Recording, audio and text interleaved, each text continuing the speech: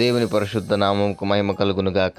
ఈ క్రీస్తు పరిచర్య అనేటువంటి యూట్యూబ్ మాధ్యమం నుండి వెలువడుతున్న అనుదిన దేవుని వాగ్దానాన్ని వింటున్నటువంటి క్రీస్తు పరిచర్య అనుచరులకును విశ్వాసులకును యావత్ ప్రపంచానికి నీ దినపు నా శుభాభివందనాలు తెలియజేస్తున్నాను. ప్రియ దేవుని బిడ్డలారా, మీరందరూ సురక్షితముగాను ఆరోగ్యముగాను ఉన్నారని నేను భావిస్తున్నాను. మీరు అందించినటువంటి ప్రార్థన విన్నపాల నిమిత్తమై, మీ ప్రార్థన అవసరతల నిమిత్తమే మేము ప్రార్థిస్తున్నాం. దేవుడు ఖచ్చితంగా మీ అక్కరలన్నిటినీ తీర్చి మిమ్మల్ని ఉన్నత స్థితిలో స్థాయిలో నిలిపి నడిపించి భద్రపరిచి కాపాడునుగాక. మరి నేటి వాక్య ధ్యానాంశంలోకి మనము తొంగి చూచినట్లయితే, ప్రియ దేవుని బిడ్డలారా, మనము అత్యధికముగా అభివృద్ధి పొందాలంటే ఏం చేయాలి? మన జీవితంలో, ప్రతి క్రైస్తవ జీవితంలో కూడా అభివృద్ధి అనేది ప్రతి మానవుడికి ఉంటుంది. క్రైస్తవులనే కాదండి, భూమి మీద బ్రతుకుతున్నటువంటి ప్రతి ఒక్కరికి కూడా, నాసికారంధ్రములో ఆయువు కలిగిన ప్రతి ఒక్క మనిషికి కూడా నేను సమృద్ధిలో ఉండాలని, అభివృద్ధి కలిగి జీవించాలని, ఆశీర్వదింపబడాలి అనేటువంటి ఆశ ఉంటుంది. కానీ ప్రియ దేవుని బిడ్డలారా, మనం ఆశీర్వదింపబడాలి అనంటే ఏం చేయాలి? క్రైస్తవులుగా మనకంటూ కొన్ని షరతులు ఉన్నాయి. దేవుని దగ్గర నుంచి ఒక ఆశీర్వాదం పొందుకోవాలి అని అంటే, దేవుని దగ్గర నుండి ఓ బహుమానమును మనం పొందుకోవాలి అని అంటే, దానికి తగినటువంటి అర్హతలు మనకున్నాయా లేదా అని దేవుడు పరీక్షిస్తాడు. మరి మన దైనందిన జీవితంలో మనకు అత్యధికమైన అభివృద్ధి, మామూలు అభివృద్ధి కాదది. అంటే ఏదో అలా ఆశీర్వదించి తరువాత నిన్ను విడిచిపెట్టేసేటువంటి ఆశీర్వాదం కాదు నీ దేవుని ఆశీర్వాదం. ఆయన ఆశీర్వదిస్తే అంచుల మట్టుకు, ఎలాగైతే ఆ కానాను పెళ్లి విందులో ఆయన ఆ రాతి బాణులను అంచులు మట్టుకు నింపమని చెప్పాడో నీళ్లతో, నింపిన తరువాత ఆ నీళ్ళని ద్రాక్షారసంగా మార్చినటువంటి దేవునికి కలిగినటువంటి క్వాలిటీ ఒకటి ఏంటి అంటే, ఆయన ఏ పని చేసినను, ఆయన ఎలా ఆ పని చేసినను సరే, అందులో అత్యధికమైనటువంటి అభివృద్ధి మాత్రమే కనిపిస్తుంది మనకు. అత్యధికమైనటువంటి ఆశీర్వాదం మాత్రమే కనిపిస్తుంది మనకు. ఆయన అంచుల మట్టుకు ఆశీర్వదించేవాడు. మరి చూడండి ప్రియ దేవుని బిడ్డలారా, దేవుని ఆశీర్వాదం ఎలా ఉంటుంది అనేటువంటి విషయాన్ని ఒకసారి జ్ఞాపకం చేసుకుంటే, ఆదికాండము 17వ అధ్యాయంలో అబ్రహాము యొక్క 99వ సంవత్సరంలో దేవుడు అబ్రహాములకు ప్రత్యక్షమై ఏం సెలవిస్తాడంటే, నిన్ను అత్యధికముగా అభివృద్ధి పొందిస్తానని చెప్పాడు. అబ్రహాం మాత్రమే కాదు, ఆయన యందు విశ్వాసం ఉంచిన వారందరూ ఫలించాలి అనేది దేవుని యొక్క ఆశ. కానీ ప్రియ దేవుని బిడ్డలారా, ఆ అభివృద్ధి రావాలి అంటే కొన్ని నియమాలు మనం పాటించాల్సిన అవసరం ఎంతైనా ఉంది. అందులో ఏంటి అంటే, ఫస్ట్ నియమము, దేవుని సన్నిధిలో నిందారహితులుగా ఉండాలి. దేవుని సన్నిధిలో నిందారహితులుగా ఉండాలి. ఆదికాండము 17వ అధ్యాయము 1వ వచనములో, నా సన్నిధిలో నిందారహితుడుగా జీవించు అని దేవుడు అబ్రహామునకు చెప్పాడు. ఈ మాట చెప్పడానికి కలిగిన కారణం, 16వ అధ్యాయంలో అబ్రహాము హాగరుతో జీవించడం బట్టి అది దేవునికి నచ్చలేదు. కాబట్టి ఆ పని ఏదైతే ఉందో, అతను వేసినటువంటి అడుగు ఏదైతే ఉందో అది దేవునికి నచ్చలేదు. కాబట్టి అందుకే ఈ అధ్యాయం ప్రారంభంలో దేవుడు ఇలా చెప్పాడు, నేను సర్వశక్తి కలిగిన దేవుడును, అంటే నీకు సంతానము ఇవ్వగలిగిన శక్తిమంతుడును, నువ్వు వేరే వారి మీద ఆధారపడి తప్పు చేసావు అబ్రామా, మరలా అటువంటి తప్పు చేయక నిందారహితముగా నీ జీవితంలో నువ్వు నడువు.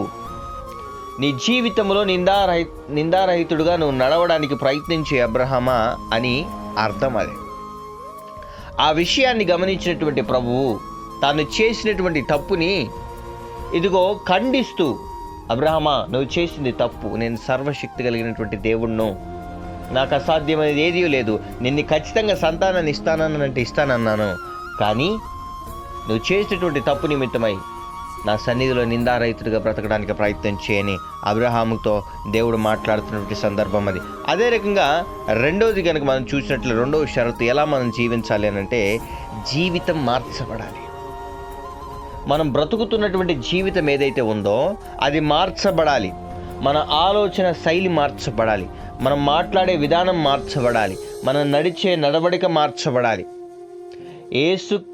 చూడండి, యేసుక్రీస్తు ప్రభువారు భూమి మీద జన్మించిన తర్వాత ఆయన మాట తీరు చూడండి, ఆయన ప్రవర్తన చూడండి, ఆయన నడవడిక శైలి చూడండి, దేవుణ్ణి ఆరాధించే విధానము చూడండి, ప్రార్థించిన విధానము చూడండి. క్రీస్తును మనం మాదిరిగా ఉంచుకోవాలి ప్రియ దేవుని బిడ్డలారా. ఆదికాండము 17వ అధ్యాయం 5 నుండి 15 వచనాలు కనుక మనం చూసినట్లయితే ప్రియ దేవుని బిడ్డలారా, ఈ భాగంలో దేవుడు అబ్రాము మరియు శారాయి యొక్క పేర్లను మార్చాడు. అబ్రాము అంటే తండ్రి హెచ్చింపబడెను అని అర్థం. అబ్రామును అబ్రహాముగా దేవుడు మార్చాడు. అబ్రహాము అనగా అనేక జనులకు తండ్రి అని అర్థం. అబ్రహాము అనగా అనేక జనులకు తండ్రి అని అర్థం. అలాగే శారాయి అనగా నా యువరాణి లేక జగడగొండి అని అర్థం. దేవుడు శారాగా మార్చాడు అంటే రాజకుమారి అని అర్థం.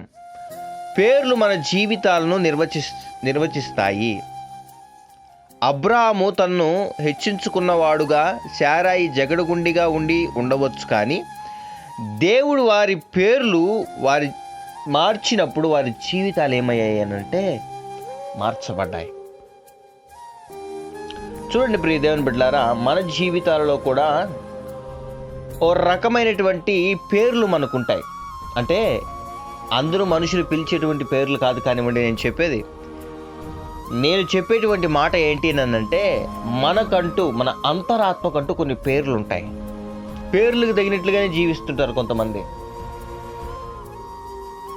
యోసేపు అని పేరు పెట్టుకుంటారు, యోహాన్ అని పేరు పెట్టుకుంటారు, లేదా పేతురు అని పేరు పెట్టుకుంటారు. ఆ పేరుకు తగినట్టుగా జీవించేవాళ్ళు కాక జగడమాడేవారుగా, భయంకరమైనటువంటి అబద్ధాలు చెప్పేవాళ్ళుగా, దేవుని వాక్యాన్ని దూషించేవారుగా, వాళ్ళ మీదే కేసులు ఉంటాయి, వాళ్ళే ఇరుక్కొని ఉంటారు ప్రతి దీంట్లో. చూడండి ప్రియ దేవుని బిడ్డలారా, మన పేరును బట్టే క్రీస్తు ప్రకటింపబడాలి. అక్కడ నువ్వు క్రైస్తవుడు మన గుర్తెరగాలి, అవతల వ్యక్తులు కానీ లేదా అవతల మనుషులు కానీ అని అంటే నీ పేరులో క్రీస్తు పరిచయం అవ్వాలి. అదే రకంగా నీ ప్రవర్తనలో కూడా క్రీస్తు పరిచయం అవ్వాలి. జీవితం మార్చబడాలి అని అంటే దేవుడు పేర్లు మార్చాడు వాళ్ళవి, అది తప్పని అంటే మిమ్మల్ని కూడా పేర్లు మార్చుకోమంటానంటే అది కాదు నేను చెప్పేది. నీ జీవితం మార్చబడాలి అని అంటే మనలో ఉన్నటువంటి అంతరాత్మ కూడా ఒక పేరు ఉంటుంది. ఆ పేరు ఎవరు మనకు అనుగ్రహిస్తాడంటే పరిశుద్ధాత్మ దేవుడు. పరిశుద్ధాత్మ దేవుడు మనకు ఒక పేరునిస్తాడు ప్రియ దేవుని బిడ్డలారా. అది ఎటువంటి పేరు అంటే నిన్ను నిత్య రాజ్యానికి చేర్చేటువంటి పేరు, పవిత్రమైనటువంటి జీవితాన్ని నీకు అనుగ్రహించేటువంటి పేరు, నిన్ను హెచ్చింపచేసేటువంటి పేరు.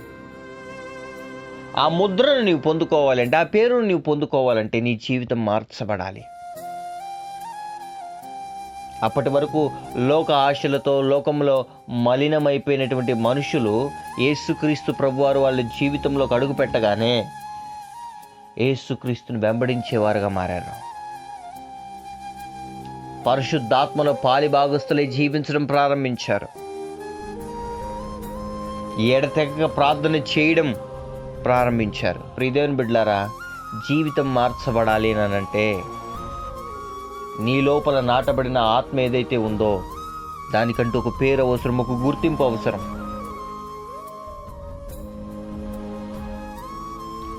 అది నువ్వు గుర్తించినప్పుడు, దాన్ని ఎలా గ్రహించాలో నువ్వు గుర్తించినప్పుడు, దాన్ని ఎలా పొందుకోవాలో నువ్వు గుర్తించినప్పుడు నీ జీవితంలో కూడా అద్భుత కార్యాలు జరుగుతాయి.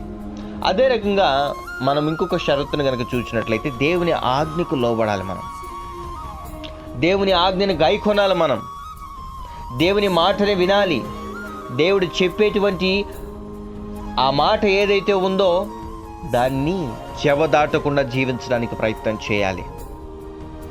ఆదికాండము 17వ అధ్యాయము 10-14 వచనాలు మనం చూసినట్లయితే, అలాగే 23-27 వచనాలు చూసినట్లయితే, నేను నీకు నీ తరువాత నీ సంతానానికి దేవుడుగా ఉంటానని చెప్తాడు.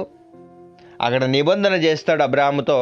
అయితే ఆ నిబంధనకు సూచనగా మీలో ప్రతి మగవాడు సున్నతి పొందాలని చెప్పినప్పుడు అబ్రహాము దానిని పాటించాడు.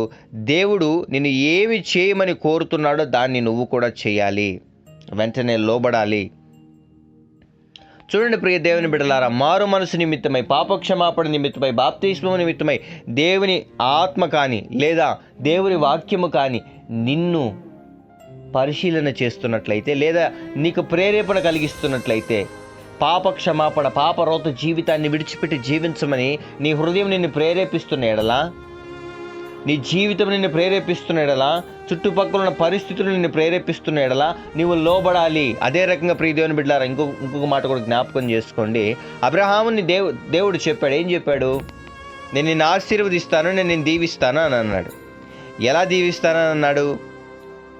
నేను నీకొక్కడికే కాదు అబ్రహామా, నీ తర్వాత నీ సంతానానికి కూడా నేను దేవుడుగా ఉంటాను అని వాగ్దానం చేసి, అయితే ఆ వాగ్దానానికి సూచనగా ఏం చేశాడంటే మీరందరూ కూడా సున్నతి పొందాలి అనేటువంటి నిబంధనని దేవుడు అక్కడ పెట్టాడు. ఆ నిబంధనని అబ్రహాము పాటించాడు, దానికి లోబడ్డాడు. కానీ ఇప్పుడు మనకంటూ కూడా కొన్ని షరతులు ఉన్నాయి ప్రియ దేవుని బిడ్డలారా.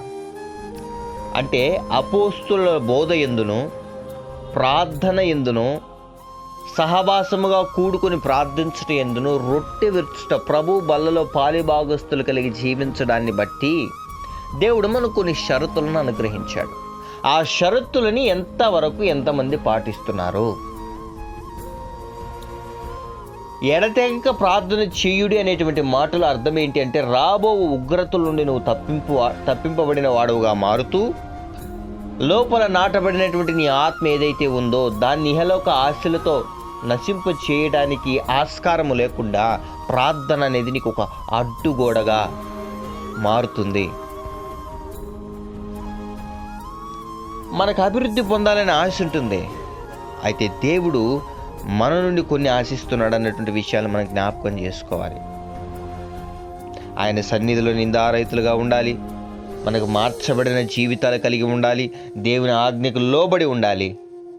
ఖచ్చితంగా అప్పుడు మాత్రం దేవుడు మన జీవితంలో కార్యం చేస్తాడు. అంటే ఇప్పుడు మీరు అడిగేటువంటి ప్రశ్న, పేరు మార్చేసుకుంటే జీవితం మారిపోద్దా పాస్టర్ గారు అని అంటే, నా ఉద్దేశం అది కాదండి. పేరు మార్చబడినంత మాత్రాన నీ జీవితం మారదు, నువ్వు పాపం జీవితంలో జీవిస్తూనే ఉంటే. కానీ అబ్రహాము చూడండి, దేవుడు మాట్లాడిన తర్వాత లోబడ్డాడు. అతను లోబడి నిలబడిన దానికి దేవుడు బయటికి రమ్మన్నప్పుడు వచ్చేసిన దానికి తన సొంత జనాన్ని అందరినీ విడిచిపెట్టి తను ఆశీర్వదింపబడ్డాడు. దేవుడు మనకు కూడా చాలా చెప్తుంటాడు. కానీ మనమంతా వింటామా? నెవర్. విన్నట్టు యాక్షన్ చేస్తాం అంతే, విన్నట్టు నటిస్తాం అంతే. మనం వినకపోగా తిరిగి దేవుడి మీదే మనం వేస్తాం. నన్ను దేవుడు ఆశీర్వదించలేదు సార్, నన్ను దేవుడు దీవించలేదు సార్, నా ప్రార్థన ఆలకించలేదు సార్. తస్మాత్ జాగ్రత్త ప్రియ దేవుని బిడ్డలారా. మనం మాట్లాడే మాట శైలిలో కూడా దేవుని దుఃఖపరిచినట్లయితే ఆశీర్వాదానికి బదులు శాపాలు కూడా తెచ్చిపెట్టుకోవడానికి అవకాశం ఉంటుంది. కాబట్టి లోపల నాటబడినటువంటి మీ ఆత్మలను మీరు అభివృద్ధి స్థితిలోకి తీసుకొని రావాలి. మీరు కూడా అభివృద్ధిలో ఉండాలి అని అంటే లోబడే తత్వం కలిగి ఉండాలి, నిందారహితులుగా నడిచేటువంటి తత్వం కలిగి ఉండాలి, జీవితం మార్చబడేటువంటి స్థితిలో నీవు ఉండాలి. వీటన్నిటికీ దేవుడు మనకందరికీ కృపను అనుగ్రహించి అట్లు బ్రతుకున్నట్లుగా, దేవునికి ఇష్టలుగా బ్రతుకున్నట్లుగా దేవుడు మనల్ని సిద్ధపరిచి నడిపించి కాపాడునుగాక. ఆమెన్. ప్రార్థన. మహాపరిశుద్ధుడును మహోన్నతుడును మేళ్ళన్నిటికీ కారణభూతుడైనటువంటి మా ప్రియ పరలోకపు తండ్రి, నీ ఘనమైన శ్రేష్టమైన నామానికి స్తుతులు, స్తోత్రాలు, వందనాలు. ఈ క్రీస్తు పరిచర్య అనేటువంటి యూట్యూబ్ మాధ్యమం ద్వారా ఎంతమంది బిడ్డలైతే అనుదిన దేవుని వాగ్దానాన్ని విని అంగీకరించి ఆయన వారి జీవితాలను మార్చుకోవడానికి సిద్ధపడుతుంటున్నారో బిడ్డల జీవితాల్లో కార్యాలు జరిగించమని ప్రార్థిస్తున్నాం. ఏ బిడ్డల జీవితాల్లో అయితే నిందలు అవమానాలు ఎదుర్కొంటున్నారో, భయంకరమైనటువంటి అప్పుల బాధలతో, భయంకరమైనటువంటి ప్రవణైన కొట్లాటలతో, గొడవలతో, కోర్టు కేసులతో, చిక్కులతో, చికాకులతో, అసమాధానంతో కుటుంబాలు లేదా మనుషుల జీవితాలు ఉన్నను ఈ దినాన బిడ్డల జీవితాల్లో ఇది ఒక నూతనమైనటువంటి కార్యాన్ని జరిగించమని ప్రార్థిస్తున్నాం. అది ఏ రకమైనటువంటి సమస్యను వారిని పీడిస్తున్నటువంటి పరిస్థితుల నుంచి విడుదల అనుగ్రహించమని ప్రార్థిస్తున్నాం. రాబో మంచి పండగ వాతావరణాల్లో ప్రభానైనా, నీ జన్మదినపు వేడుకలలో ప్రభానైనా పాలు భాగస్తులే బిడ్డలు జీవించాలని ఆశపడుతుంటున్నప్పుడు ఇటువంటి సందర్భాల్లోనే గొడవలను కానీ, చిక్కులను కానీ, విడిపోయే పరిస్థితులను కానీ ప్రభానైనా, అవమానకరమైనటువంటి పరిస్థితులు కానీ, నిందలను కానీ ప్రభానైనా ఇదిగో గురయ్యేటట్లు చేసినటువంటి దురాత్మ సమూహాలంతటినీ లయము చేయమని ప్రార్థిస్తున్నాం. పరిశుద్ధాత్మదేవ, నీ సహాయాన్ని అనుగ్రహించండి. ప్రతి బిడ్డ జీవితాన్ని ప్రభానైనా మేలులతో తృప్తిపరిచి ఆశీర్వదించమని ప్రార్థిస్తున్నాం. వివాహ దినాలు, జన్మదినాలు, బ్యాప్టిజం డేస్ జరుపుకుంటున్న ప్రతి బిడ్డల తలల మీదకి ఆశీర్వాదాలని, దీవెనలని కుమ్మరించమని ప్రార్థిస్తున్నాం. ఏ బిడ్డల జీవితంలో అయితే ప్రభానైనా కష్టము, నష్టము, వ్యాధి, బాధ, శోధన, ఇరుకు, ఇబ్బందులు ప్రభానైనా వాళ్ళని భయంకరంగా కృంగదీస్తున్నాయా, వెనక్కి లాగేస్తున్నాయా ప్రభానైనా, ఆ పరిస్థితుల నుంచి సంపూర్ణమైన విడుదల ఇప్పుడే బిడ్డలకి కలుగును గాక. మరి ప్రభానైనా ఇదిగో ఎంతమంది అయితే ప్రభానైనా ఉద్యోగంలో ట్రాన్స్ఫర్స్ కోసం ఎదురు చూస్తున్నారో, లేదా నచ్చిన ఉద్యోగం కోసం దాన్ని సంపాదించాలని పరీక్షలకై సిద్ధపడుతుంటున్నారో, ఇంటర్వ్యూస్కి సిద్ధపడుతుంటున్నారో ప్రభానైనా ఆ బిడ్డలకు తోడు నీడగా ఉండి కాపాడి వారు కోరుకున్నటువంటి పరిస్థితుల్లోకి బిడ్డలను తీసుకువెళ్ళమని ప్రార్థిస్తున్నాం. వారు కోరుకున్నటువంటి రేవుకు బిడ్డలని నడిపించమని ప్రార్థిస్తున్నాం ప్రభా. వివాహ సంబంధాల కోసం చూస్తున్నటువంటి బిడ్డలకి సూటబుల్ మ్యాచెస్ వచ్చి ఘనముగా వివాహాలు జరుగును గాక. వివాహాలై గర్భఫలాలు లేక బాధపడుతున్నటువంటి బిడ్డలకి ప్రభానైనా మరుసటి ఏట వారి ప్రభానైనా ఇదిగో జీవితాల్లో ఇస్సాకు లాంటి చిరునవ్వుని ప్రభానైనా సంతానాన్ని బిడ్డలకు అనుగ్రహించమని వాగ్దానము చేయమని ప్రార్థిస్తున్నాం. బిడ్డల జీవితాలని చిరునవ్వులతో నింపమని ప్రార్థిస్తున్నాం. విడిపోయినటువంటి కుటుంబాలు, భార్యాభర్తలు, అన్నదమ్ములు, తల్లిదండ్రులు, బిడ్డలైతే ప్రభానైనా కుటుంబాల మధ్య సఖ్యతను కలిగించి ప్రభానైనా వారి కుటుంబాలు మరలి ప్రభానైనా కట్టబడులాగిన కార్యం జరిగించమని ప్రార్థిస్తున్నాం. సంఘాల మధ్యను, సంఘ కాపరుల మధ్యను, సంఘ నాయకుల మధ్యను భేదాభిప్రాయాలను, గొడవలను, చిక్కులను తెస్తున్న దురాత్మ చీకటి అంధకార సమూహాలు లయమైపోవును గాక. మరి మాంత్రిక, తాంత్రిక, చేతబడి శక్తుల చేత పీడింపబడుతూ, ఇది అపవిత్ర ఆత్మశక్తుల చేత పీడింపబడుతూ భయంకరమైనటువంటి అనారోగ్య పరిస్థితుల వలె, రోగాల వలె లోపలుండి అయ్యానన్న నటిస్తున్నటువంటి దురాత్మ సమూహాలు యేసు నామములో కూలిపోవును గాక, కాలిపోవును గాక. ప్రతి బిడ్డకి సంపూర్ణమైన ఆరోగ్యాన్ని, బలాన్ని, శక్తిని ప్రకటిస్తున్నాం. Normal reports ప్రకటిస్తున్నాం. బిడ్డలందరికీ సంపూర్ణ స్వస్థత కలుగును గాక. అప్పుల బాధలు ఇరుక్కున్నటువంటి బిడ్డలకి విడుదలను అనుగ్రహించమని ప్రార్థిస్తున్నాం. క్రెడిట్ కార్డ్ బిల్స్ ప్రభావం, ఈఎంఐస్, లోన్ ఈఎంఐస్ కట్టుకోలేక, వడ్డీలు కట్టుకోలేక అవమానాన్ని అనుభవిస్తున్న బిడ్డలకి సంపూర్ణమైనటువంటి విడుదల కలుగును గాక. ఆ చేతులను ఆశీర్వదించండి. అప్పు చేయువారుగా కాకుండా అప్పిచ్చువారుగా బిడ్డలు మారుదురుగాక. యేసు నామములో ఆ బిడ్డల జీవితంలో ఆ బిడ్డలను వెనక్కి లాగినటువంటి, అప్పులు చేసేలాగా ఆ బిడ్డలను చేసినటువంటి దురాత్మ సమూహాలు కూలిపోవును గాక. ప్రభానైనా భర్తలను కోల్పోయి ప్రభానైనా, ఆత్మీయులు కోల్పోయి, బిడ్డలను కోల్పోయి ప్రభాన, ప్రియులను కోల్పోయినటువంటి బిడ్డలు ఎంతమంది అయితే ప్రార్థనలో ఏకీభవిస్తున్నారు, బిడ్డలందరూ ఆశీర్వదింపబడి దీవింపబడుదురుగాక.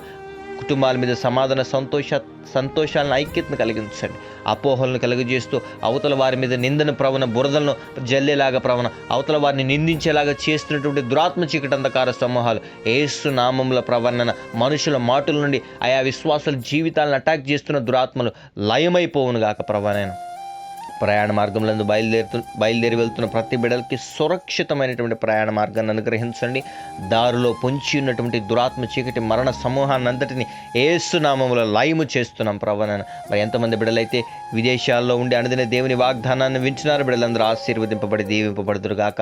మరి అదే రకంగా ఎంతమంది బిడ్డలైతే విదేశానం కోసం, చదువు నిమిత్తమై, ఉద్యోగ నిమిత్తమై వెళ్ళాలని ప్రయత్నం చేస్తున్నారో, నీ చిత్తమైతే ప్రభాన బిడ్డలందరూ ఆ ప్రాంతాలకు సురక్షితంగా చేరులాగున, అక్కడ ఆ బిడ్డలు సురక్షితంగా నివసించులాగున, ఎటువంటి అపాయం లేకుండా బిడ్డలందరూ కాపాడబడలాగున నీ సహాయాన్ని అనుగ్రహించి, వీసా ప్రాబ్లమ్స్ ఏమన్నా ఉన్న ఎడల వాటన్నిటికీ నీ సహాయాన్ని అనుగ్రహించి నడిపించి కాపాడమని, ఈ దిన దీవెలతో ప్రతి బిడ్డల్ని నింపి నడిపించమని స్తుతి, ఘనత, మహిమా, ప్రభావాలు నీకే ఆరోపిస్తూ ఈ ఛానల్ని ఎంతమంది అయితే సబ్స్క్రైబ్ చేశారో, అనుదిన దేవుని వాగ్దానాన్ని అనేక మందితో ఎంతమంది అయితే షేర్ చేస్తున్నారో అయ్యానైనా ఆశీర్వదింపబడి దీవింపబడుదురుగాక. ఆయన సమస్త స్తుతి, ఘనత, మహిమా, ప్రభావాలు నీకే ఆరోపిస్తూ యేసయ్య అతి పరిశుద్ధమైన నామమున ఈ ప్రార్థన విన్నపములు అడిగి పొందుకుని ఉన్నాం మా ప్రియ పరలోకపు తండ్రి. Amen, amen, amen. Praise the Lord. May God bless you all.